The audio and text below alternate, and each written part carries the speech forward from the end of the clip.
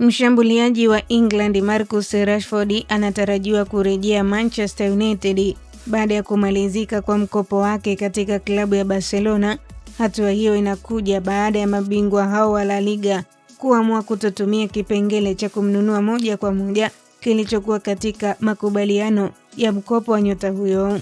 Kwa mujibu wa taarifa kutoka katika vyombo mbalimbali Ulaya, Barcelona imeamua kuto kulipa euro milioni 30 zilizohitajika ili kumsajili Rashford kwa mkataba wa kudumu.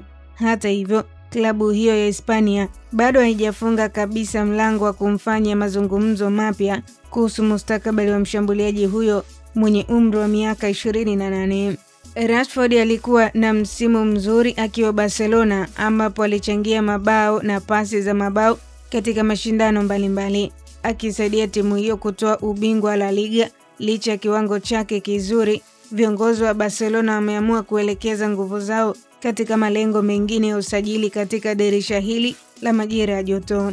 Kurejea kwa Rashford Old Trafford kunafungua mjadala mpya kuhusu hatima yake ndani ya kikosi cha Manchester United. Ripoti za hivi karibuni zinaeleza kuwa meneja Michael Carrick hajafunga mlango wa kumpokea tena nyota huyo, huku akiamini kuwa mchezaji huyo bado ana uwezo wa kuchangia mafanikio ya timu ikiwa ataonyesha utayari na nidhamu inayohitajika. Hata hivyo, mustakabali wa Rashford bado unaonekana kuwa wazi kutokana na kuvutiwa na klabu kadhaa barani Ulaya.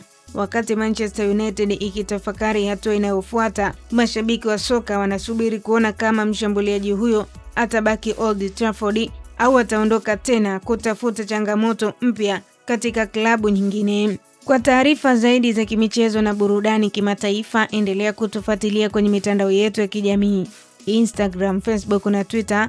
Tufollow kama Kasako Media.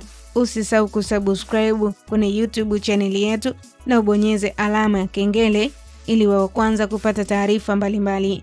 Mimi naitwa Official Diaga.